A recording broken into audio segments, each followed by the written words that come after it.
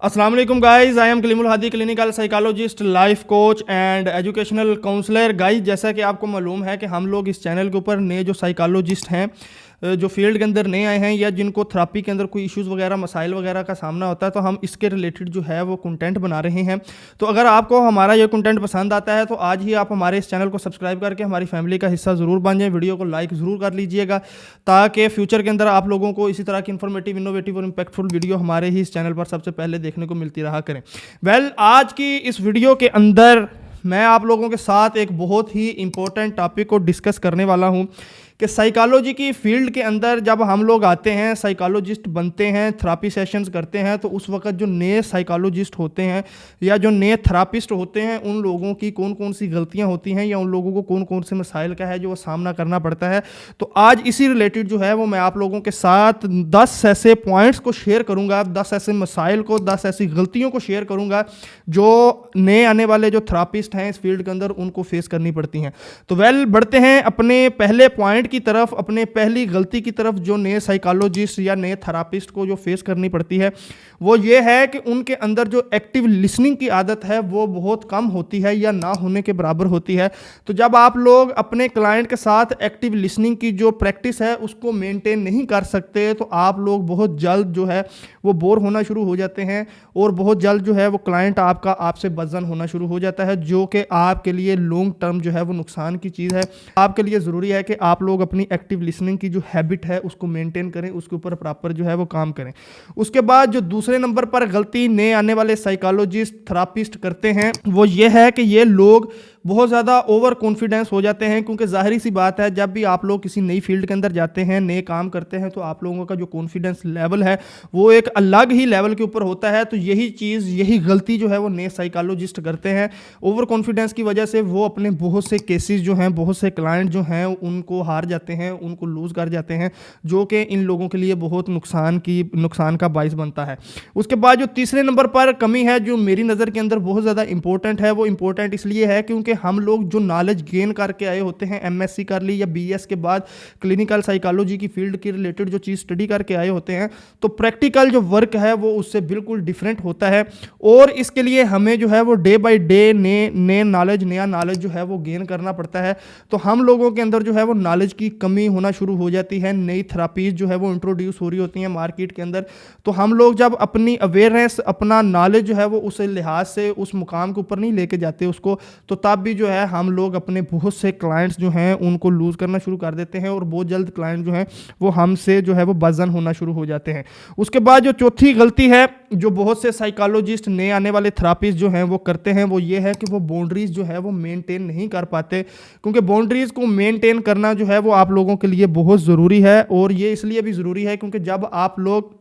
किसी भी फील्ड के रिलेटेड जब आप लोग काम कर रहे होते हैं तो वहाँ पर आपको अपनी जो हदूद है उसका भी पता होना चाहिए, और जो सामने वाला जो बंदा है या जो क्लाइंट है आपका उसकी हदूद का भी पता होना चाहिए। तो हम जब सब चीज़ें मिक्सअप कर देते हैं तो ये चीज़ भी जो हमारे लिए वो नुकसान का बाइस बनती है और हम लोग जो है वो क्लाइंट्स को लूज़ करना शुरू कर देते हैं। क्लाइंट्स बहुत जल्द हमारी तरफ आना छोड़ देते हैं। उसके बाद जो पाँचवा पॉइंट है, पाँचवीं गलती है जो बहुत से नए साइकोलॉजिस्ट करते हैं और हम लोगों ने भी ये अपनी फील्ड के अंदर आने के बाद की है, वो ये है कि हम लोग कॉन्फिडेंशियलिटी के ऊपर काम नहीं करते। क्योंकि आप लोग जब अपने क्लाइंट के साथ, अपने पेशेंट के साथ काम कर रहे होते हैं तो उस वक्त आप लोगों ने उसकी किसी भी तरह की जो बात है वो उसकी इजाज़त के बगैर आप लोगों ने सोशल मीडिया के ऊपर नहीं क्रिएट करनी, सोशल मीडिया के ऊपर शेयर नहीं करनी, या अपने कुलीग के साथ भी बात करनी है तो वो भी आपने इशारों के अंदर बात करनी है। तो जब हम लोग जो है वो कॉन्फिडेंशियलिटी के ऊपर काम नहीं करते तो ये चीज़ भी जो है वो हमारे लिए, हमारी प्रैक्टिस के लिए जो है वो नुकसानदेह साबित होना शुरू हो जाती है। उसके बाद जो छठी गलती है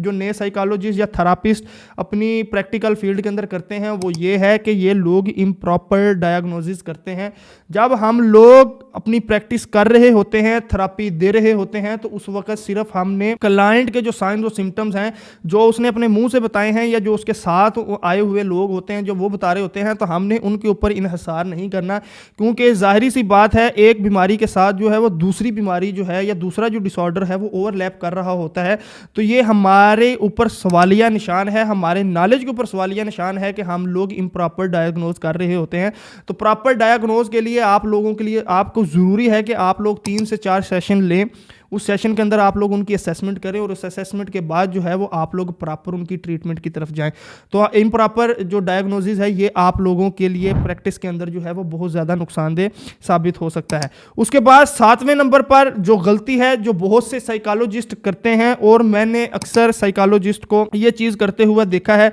कि ये लोग दूसरे लोगों को, दूसरे साइकोलॉजिस्ट को या जो उनकी फील्ड से हटकर हैं उनको रेफरल करना छोड़ देते हैं, यानी कि क्लाइंट को उनके पास भेजना छोड़ देते हैं। उसके पीछे रीज़न ये होती है कि हम लोग अपने रोजी रिज़्क के चक्कर के अंदर, अपनी अर्निंग के चक्कर के अंदर हम लोग क्लाइंट का बेड़ा गर्क करके बैठ जाते हैं। हम लोगों को चाहिए कि जिस तरह अब मेरी फील्ड है क्लिनिकल साइकोलॉजिस्ट के अंदर, मैं जो है वो रिलेशनशिप थेरापिस्ट के ऊपर भी काम कर रहा हूँ, उसके साथ साथ एजुकेशनल काउंसलिंग भी कर रहा हूँ। तो जब मेरे पास इसके रिलेटेड क्लाइंट्स आते हैं तो उनको मैं हैंडल इजीली कर सकता हूँ। लेकिन अब मैं चाइल्ड जो साइकोलॉजिस्ट है उसके ऊपर काम नहीं कर रहा, तो जब मेरे पास कुछ चाइल्ड कोई केस आता है तो मेरा ये फ़र्ज़ बनता है कि उस केस को मैं अपने हाथ में लेने के बजाय मैं उस साइकोलॉजिस्ट को सुजेस्ट करूँ, उस साइकोलॉजिस्ट के पास रेफ़र करूँ जो इस फील्ड के अंदर मुझसे ज़्यादा बेहतर तरीके से उन लोगों को डील कर सकता है, गाइडेंस दे सकता है। तो हम लोग जब रेफरल नहीं करते दूसरे साइकोलॉजिस्ट के पास तो ये चीज़ भी जो है वो हमारे ऊपर सवालिया निशान है, और आने वाले दिनों के अंदर आप लोगों के लिए ये काम जो है वो बहुत नुकसानदेह साबित हो सकता है। उसके बाद गाइस 8वें नंबर पर जो गलती हम लोग बहुत ज़्यादा करते हैं और मेरी नज़र के अंदर ये गलती बहुत ज़्यादा इंपॉर्टेंट है, वो ये है कि इमोशनल बर्नआउट। गाइस हम लोग दूसरों की मेंटल हेल्थ के ऊपर काम करते करते अपनी मेंटल हेल्थ को भूल जाते हैं। हमें अपने इमोशंस को कंट्रोल में रखना सीखना होगा, और उसके साथ साथ अपनी मेंटल हेल्थ को जो है वो मेंटेन करना हमारे लिए जो है वो बहुत ज़रूरी है। तो हम लोग इमोशनल बर्नआउट के अंदर जो है वो फंस जाते हैं, और इसकी वजह से हम लोग अपने बहुत से क्लाइंट्स को जो है वो लूज़ कर देते हैं। तो इस चीज़ के ऊपर भी आप लोगों को तवज्जो देना होगी अपनी फील्ड के अंदर आने के बाद, ताकि आप लोग बेहतर तरीके से जो है वो अपने क्लाइंट्स को जो है वो डील कर सकें, उनकी ट्रीटमेंट कर सकें। उसके बाद जो 9वां पॉइंट है, सेकंड लास्ट पॉइंट है, वो ये है कि डॉक्यूमेंटेशन जो है वो हमें प्रॉपर करनी चाहिए। डॉक्यूमेंटेशन के अंदर आप लोग जो है वो बहुत ज़्यादा लापरवाही करते हैं, क्योंकि डॉक्यूमेंटेशन के बगैर आप लोग किसी भी केस को ना लें तो बेहतर है। क्योंकि जब हम लोग अपनी फील्ड के अंदर प्रैक्टिस कर रहे होते हैं तो उस वक्त बहुत सी चीज़ें ऐसी होती हैं जो हमें उस वक्त नज़र नहीं आ रही होती, लेकिन इन फ्यूचर अगर बिलफर्ज कोई अदालत की तरफ से कोई उस शख्स का कोई क्रिमिनल रिकॉर्ड आ जाता है, या वो अदालत हमारे से डिमांड करती है कि जी आप इसकी केस हिस्ट्री निकालें, उस वक्त हमारे पास डॉक्यूमेंटेशन नहीं होती और हम लोग उस वक्त परेशानी का सामना करते हैं कि भाई अब हम लोग क्या करें और इस मुसीबत से किस तरह निजात हासिल करें। तो बेहतर यही है कि आप लोग पहले दिन से ही डॉक्यूमेंटेशन को जो है वो मुकम्मल तौर पर सिक्योर करें, ताकि आपके लिए बाद में जो है वो प्रॉब्लम जो है वो ना बने। उसके बाद 10वां पॉइंट बहुत ही इंपॉर्टेंट पॉइंट है, और वो पॉइंट ये है कि एथिक्स एंड प्रोफेशनल रूल्स को हम लोग फॉलो नहीं करते। एथिक्स और प्रोफेशनल रूल्स के अंदर जो है वो सबसे पहली जो चीज़ है वो ये है कि हम लोग इन्फॉर्म्ड कंसेंट जो है वो जैसे ही क्लाइंट हमारे पास आ रहा है हमने उससे वो फिल करवाना है। इसके अंदर भी बहुत से साइकोलॉजिस्ट या थेरापिस्ट जो नए आ रहे होते हैं वो इस चीज़ के ऊपर लापरवाही करते हैं और वो इन चीज़ों को फिल करवाना भूल जाते हैं, वो आते साथ ही वो थेरापी देना शुरू कर देते हैं। तो ये इन्फॉर्म्ड कंसेंट जो है वो आप लोगों के लिए बहुत ज़्यादा ज़रूरी है। उसके साथ साथ बहुत से साइकोलॉजिस्ट ऐसे होते हैं जो स्टार्ट के अंदर ही दोस्तों का या अपनी फैमिली मेम्बर्स का या अपने कुलीग्स का जो है वो करना शुरू कर देते हैं, असेसमेंट करना शुरू कर देते हैं। तो ये डुअल रिलेशनशिप के अंदर आ जाती है चीज़।